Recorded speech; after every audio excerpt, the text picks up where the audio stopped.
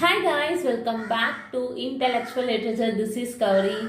In previous video, we analyzed December 2023 questions, question number 1 to 30. If you have not watched that video, please go and watch that first and come back to this video. In this PYQ analysis is the essential part of our UGC NET preparation. In this video, I will not just tell you the correct answers. I will explain why a particular option is wrong and why the correct option is right with clear and detailed explanation. So watch this video till the end, take notes and try to solve the questions along with me. Let's go our first question, 31st question. This question is from literary theory. This is a match the following question. One side they gave author's name and their works. The Wretched of the Earth, Nation and Narration, Culture and Imperialism, Imagined Communities.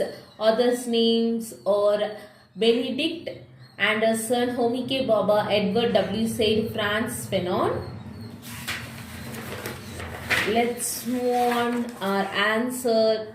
Franz Fanon was returned the work The Wretched of the Earth. It was published on 1961. It is a psychoanalysis work. Fanon is a Martinican psychiatrist, revolutionary, anti-colonial thinker, wrote from lived experience of French colonialism in Algeria. The book examines the psychological, political and cultural effects of colonialism on the colonized people. Fanon argues that colonialism is maintained through violence and therefore decolonization is necessarily a violent process. He analyzes how colonial rule creates inferiority complexes and alienation among the natives. The text also discusses the role of the native intellectual and the importance of developing a genuine national culture after independence. Overall, the work is a revolutionary call for liberation and a critique of neo-colonial power structures. Next option, Homi Bhabha was returned of nation, narration and culture. This is most important and most frequently asked question of UGC NET. This work is the challenges the idea that a nation has a fixed or stable identity. Homi Bhabha is an Indian-born post-colonial theorist and renowned post-colonial writer. He argues that nations are constructed through narratives such as history, literature and cultural myths rather than through a single unified tradition. Bhabha introduced the concept of the nation as a process of narration, where meaning are constantly negotiated and reinterpreted. The essay highlights ideas such as hybridity, ambivalence and the third space where disrupt the notion of pure national culture. The work is significant for understanding the fluid and contested nature of national identity in colonial context. Next option, Edward W. Said. He wrote a work, Culture and Imperialism. This is also most frequently asked work. This work was published on 1993. Syed is a Palestinian American critic. He is founder of post-colonial studies. He also wrote Orientalism. This is also most important work. Edward Said's Culture and Imperialism is a collection of essays that raise the connection between imperialism and culture throughout the 18th, 19th and 20th century, explores the deep connections between culture and colonial power. Expanding on his earlier work, Orientalism, Said demonstrates how European literature, art and cultural practice contributed to the justification and maintenance of imperial domination. He analyzes canonical Western texts to show how empirists subtly embedded within their narratives. At the same time, Syed foregrounds the voices and resistance of colonized people through counter narratives. The book reveals that culture is not neutral but is deeply involved in political and imperial process. Next work, Benedict Anderson's Imagined Communities. It was published on 1983. Anderson is a political scientist and historian focused on nationalism. In Imagined Communities, Benedict Anderson offers a new understanding of nationalism by defining the nation as an imagined political community. According to Anderson, a new nation is imagined because its members will never know most of their fellow citizens. Yet they share a sense of belonging. He explains that nationalism developed through print capitalism, such as newspapers and novels, which helped create shared languages and collective identities. The work argues that nations are socially constructed rather than naturally formed.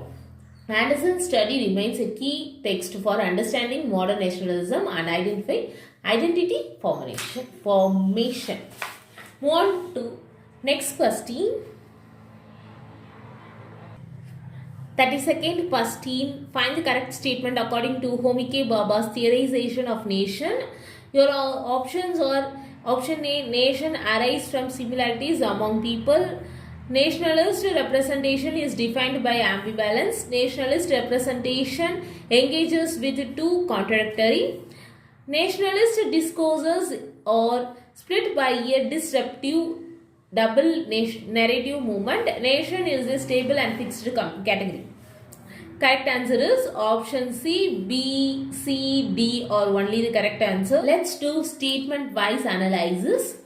Nation arises from similarities among people. That is totally wrong. Bhabha rejects the idea that a nation is based on sameness or homogeneity. For him, the nation is marked by difference, hybridity and contradiction, not similarity. Bhabha argues against a simplistic view of nationalism based on homogeneity, suggesting instead it is that is emerged from cultural differences and hybridity. Option B, nationalist representation is defined by ambivalence. That is correct. Ambivalence is central to Bhabha's thought, where ambivalence is a psychological conflict between opposing evolutions, often experienced as being drawn between alternatives. National identity is never stable or unified. It is always split between authority and resistance, past and present. Option C also correct. Nationalist representation engaged with two contradictory modes of representation. Bhabha argues that nationalism operates through the pedagogical and performative. Pedagogical means official history, tradition, continuity. Performative means everyday lived experience, disruption. These two modes are contradictory but coexisting. Next option, nationalist discourses are split by a disruptive double narrative movement. That is correct. This refers exactly to Bhabha's idea of double narration, the tension between pedagogical and performative aspects of the nation. Option E, nation is a stable and fixed category. Bhabha strongly argues against this. Bhabha views the nation as a fluid and dynamic construct rather than a fixed entity,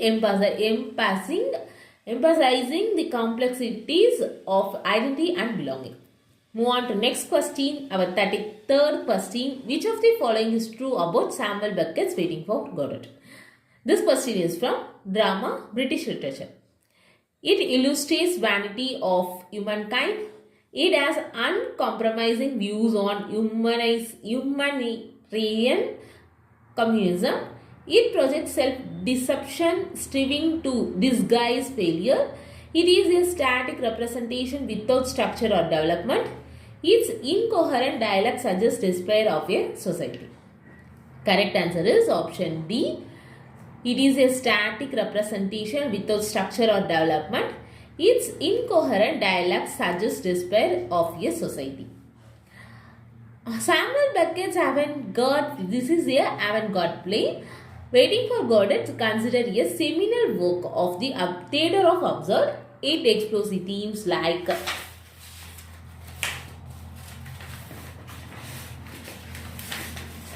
absurdity of existence, This means the play shows like life as meaningless and repetitive. Valdemar and Extragon wait endlessly for Goddard who never arrives.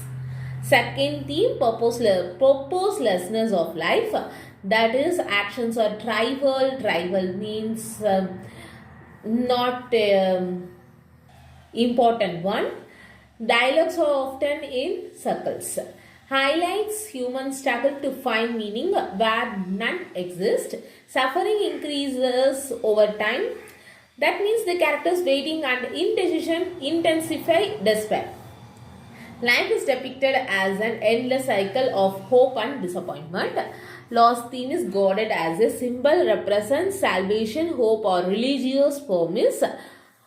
Never appearing emphasizes unfulfilled human expectations. The play has no structure. There is no action or progress of the story. It is only filled with characters, meaningless and incoherent dialogues and repetitive actions which reflect the futility of their existence. Why other options are wrong?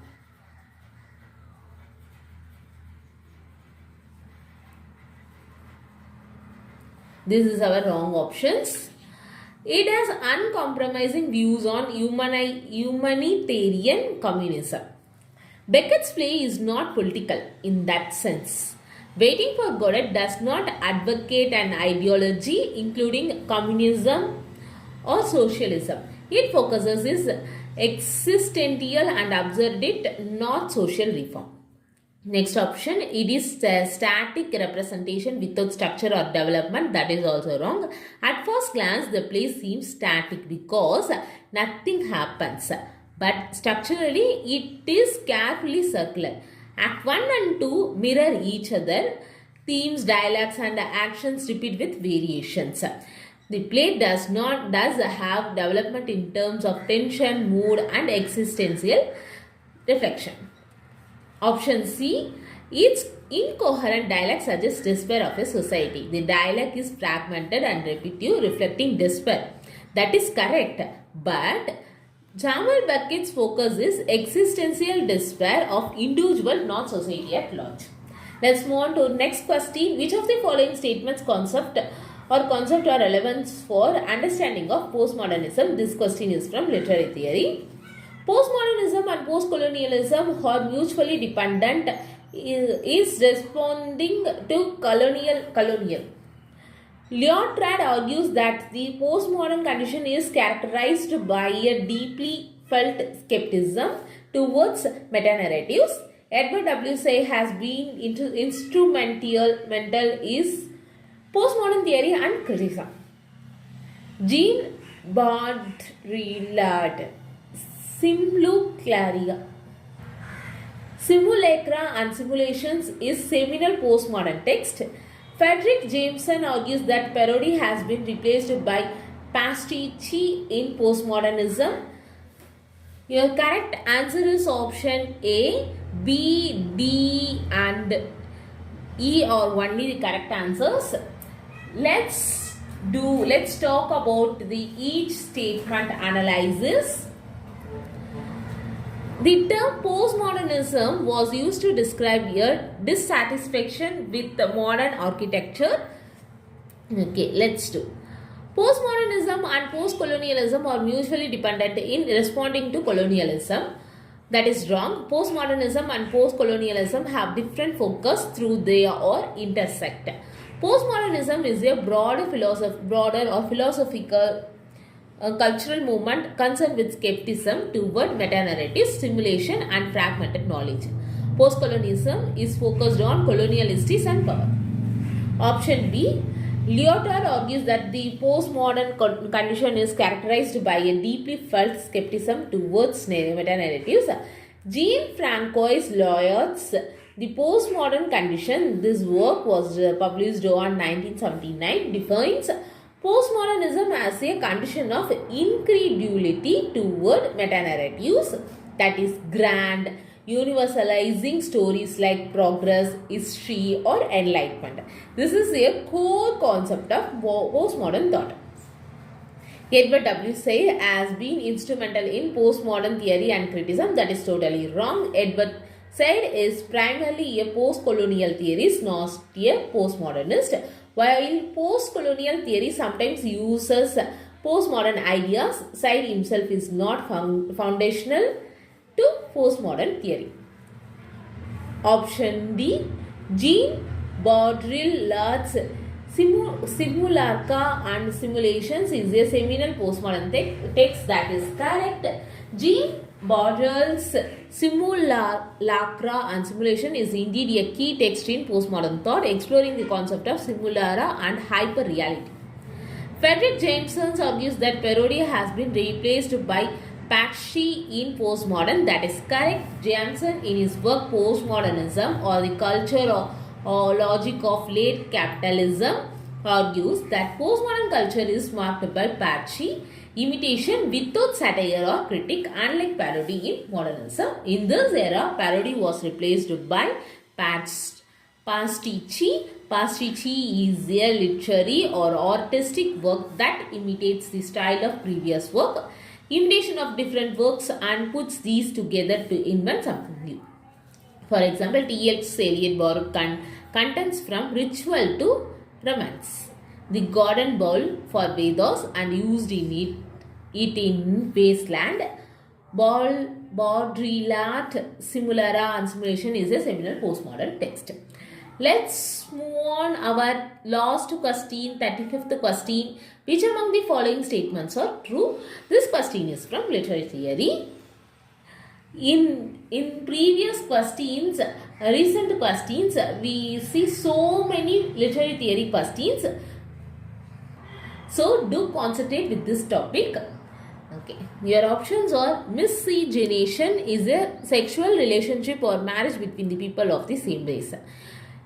Creole is a language that has evolved from a Pidgin but serves as the native language of a speech community. Indian tribal people are popularly termed as aboriginals. Mulatto is a person of mixed white and black ancestry. Australian indigenous population is termed as Red Indians. Correct answer is option D. B and D are only the correct answers. According to new histories reading of Dalit literature, it can be concluded that while Dalit writing is political, it encompasses much more, including cultural, social and historical dimensions. Dalit writing is deeply rooted in historical context, reflecting the lived experience and struggles of the Dalit community throughout the history. Now let's do a statement-wise analysis. Miscegenation is a sexual relationship or marriage between the people of same race. Miscegenation refers to relationship between individuals of different race, not same race. Creole is a language that has evolved from a Pidgin but serves as the native language of a speech community. That is right.